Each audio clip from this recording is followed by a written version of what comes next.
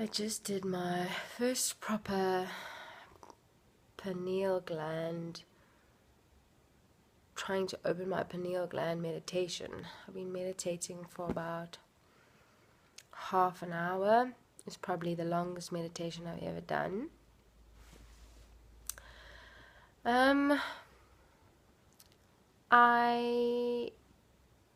I was listening to music which was raising the frequency in my ear, and I could feel the vibration and frequency raising and raising and raising, and every time it got higher, I got to a new level of perception. Not that I was seeing anything, because I actually didn't see anything, but what I did have was feelings, and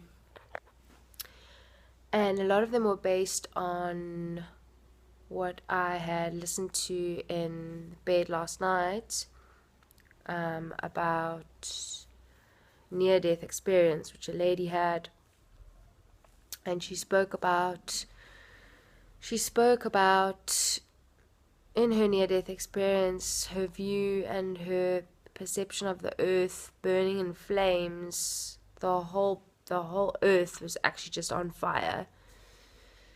Now, from another spiritual mentor, who I call a mentor, just somebody who inspires me, Teal Swan, who speaks about the force fire, which is what she says is a more than likely outcome from all the potential outcomes of the potential possibilities in terms of life paths that the earth will take, that it is likely and most destined to come into contact with a force fire,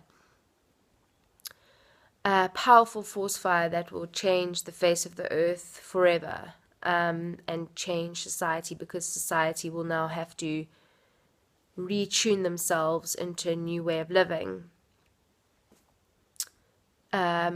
Having looked back on the society that had just burnt in flames, and the people who survived, who recreated Earth, had the chance and the possibility, the potential to create a really beautiful existence, unconditional love for one another, sharing each other's gifts instead of this monetary system that's based on debt. And just a life where people are able to tap into who they really are and actually live their truest, best life and be their best version, which is not the case now, in Earth as we see it now. Anyway, that's diverting to Teal Swan's interpretation and perception of it in the spiritual realm. Now, this lady who was speaking last night said that when that fire was burning, the souls from Earth were rising out of the earth, out of the fire, and becoming one with source energy, and they were protected. They had armor. They were not burnt by the fire. They were protected, and they rose out of it. And she saw this. Each soul was its burning light, just coming out of the earth and becoming one. And she said that she felt source energy's sadness. She said that she had this inexplicable feeling of sadness inside her that she could feel was God's energy, source energy's feelings, emotion, if that even exists out there. But she said she felt that because there were beings that had chosen not to rise into the next realm, and they had chosen to stay where they were. And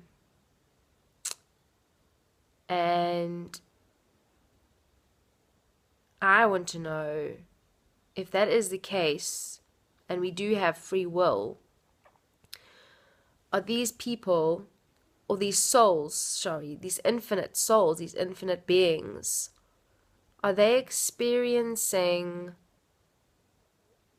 not negativity, that's the wrong, that's a judgment word, but are they the lack of love, fear, the lack of love in their life from their circumstances, which surely their circumstances has created that lack of love in their being?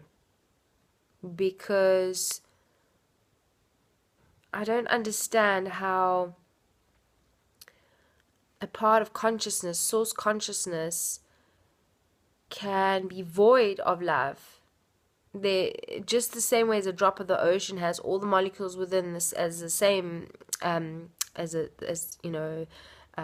rest of the ocean. How can a being, an infinite being who is part of source energy, who is an expression of source energy, not contain some form or existence of love within itself? It has to. The same way as I possess the very darkest, very saddest, most fearful parts of consciousness, which are experienced in various different entities and forms and perceptions in their own unique way, all of those and everything that is exists within me too, in the entire spectrum of being. So the sadness that she felt, I don't understand that. I don't understand how. So she said she felt God telling her that she would go to the end, that she got taken to this end of the dark tunnel, and she was lonely and she was alone. It was dark. There was nothing there. It was void. It was like a void. And she was saying how she thought that God was showing her what was on the other side of the spectrum, because he'd shown her the light and love and unconditional love, and how she wasn't a body and that wasn't who she was. She was so much more than that, and that she existed outside of that reality, and that the only way that she could really understand the meaning of it was to see both sides of it. So he took her to the ends of that and showed her what the darkest place felt like. And that's when she felt the sadness and of the beings that were remaining or choosing, because we have free will, were choosing to remain in that state. And I just simply don't understand how there is a separation in the universe from free will. Yes, I understand that there's free will, and that if they choose to be disconnected from the light or disconnected from source energy, that even if they choose that, they can't be disconnected because of the very essence of the cosmos, and that everything is the same and one. So I don't quite understand that perception of it. Doesn't make sense to me at all. I'm not saying it's untrue, because what it did spark inside of me in this meditation, when it happened to come into my head, was the feeling and the vision of the earth burning. Because I do believe, my intuition tells me that this earth will burn and there will be a fire. And that it is likely to be either in my lifetime or my children's lifetime. And when it happens, it's going to be big. It's going to be massive. It's going to change the face of everything that we've ever known.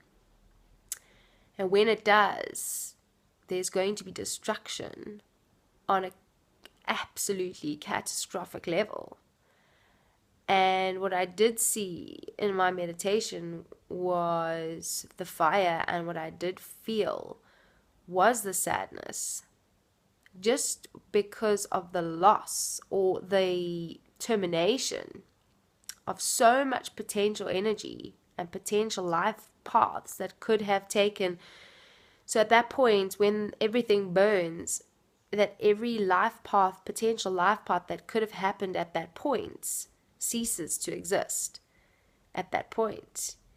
it then takes on a new form, and things, as I believe, those beings are infinite and don't perish and are not separated, and we are one.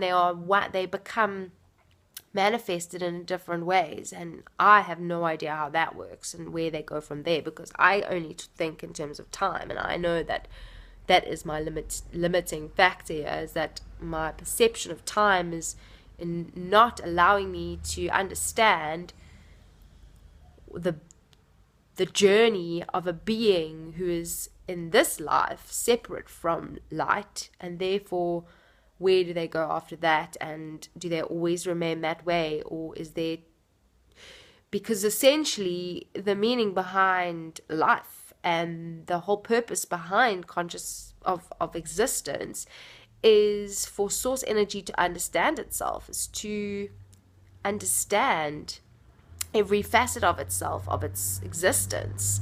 And in order to do that, it throws itself into various experiences to see the different sides of itself. It becomes aware of itself. So I suppose the sadness in my mind, and that what she was saying, is maybe the perception of that part of consciousness, and that source energy has those dichotomies of the light and the dark, and the love and the fear, and there is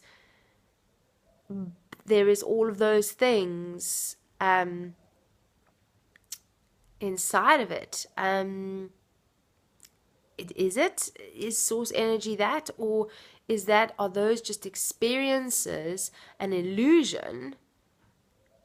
That fear is an illusion, and I suppose that is what I've been taught and what I've heard and what has gone into my head, is that fear is an illusion, and that it's there to fast track expansion, to push you into a place where you are forced to take a crossroads and to choose a path that expands and enlightens your existence instead of destroys it.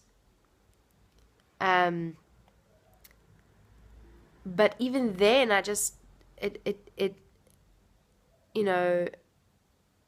those beings, what is the sadness? Because I cried in this meditation. I cried at the destruction of all of this life, which was buzzing with energy and beauty, and then ceased to exist, and then in the snap of a finger, it's gone. It's just the beauty that it holds. It's like the earth is so beautiful in itself. It's just got so much in it. If you just think about me, how much energy and passion I have as a person, how much I'm exuding a frequency out there, and just my existence and everything I have, and you think how powerful that is in myself. I'm like my own little universe, and everything that is in existence, including the plants that have their own frequency, and the rocks, and everything, the plastic that we create, the materials, everything, that the air that we breathe has a frequency, that this earth frequency, which, yes, is filled with things which are destructive, and let's not lie, the human species is really not very smart. Let's not lie. But in that there is so much beauty and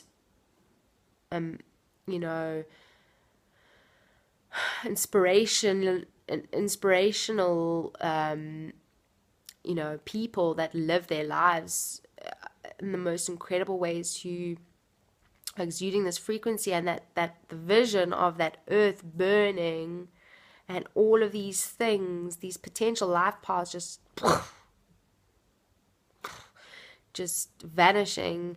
And yes, obviously I see the good side of it, and I see the regrowth, and I see the the infinity beyond this life, and I understand that this is all just an illusion and one experience that we have, and this is not who I am. Am I of a higher self which exists in various different realities throughout time. But at this particular point, I'm just explaining that in this meditation, I could see that and feel it, and I had tears running down my face. I could feel the sadness. I could feel it very much so in my heart. And I just love the fact that I actually attach to feelings in this meditation, because it's a beautiful thing to attach to feelings. We don't often do that. Often we don't allow ourselves or don't see the point. So anyway, that was the benefit I had from my first high frequency meditation.